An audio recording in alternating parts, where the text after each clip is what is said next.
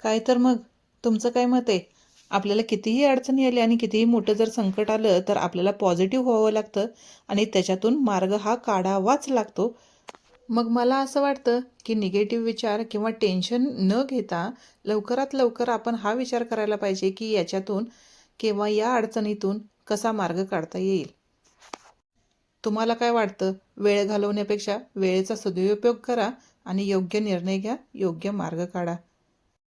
मग तुमचं काय मत आहे ते मला नक्की कमेंटद्वारे कळवा. आता मी इथं पालक पराठा बनवणार आहे. त्याची झटपट रेसिपी सांगते. मी इथं गव्हाचं पीठ घेतलेलं, त्याच्यामध्ये थोडंसं ज्वारीचं पीठ आणि अगदी थोडंसं बेसन पीठ देखील घेतलेलं आहे.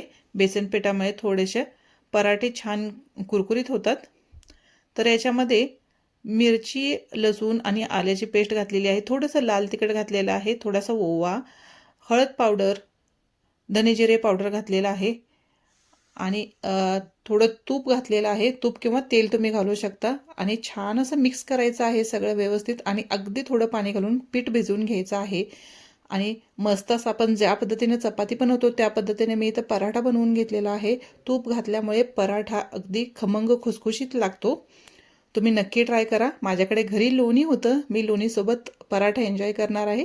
तुम्हीसुद्धा खुश राहा, आनंदी राहा, हेल्दी राहा. बाय.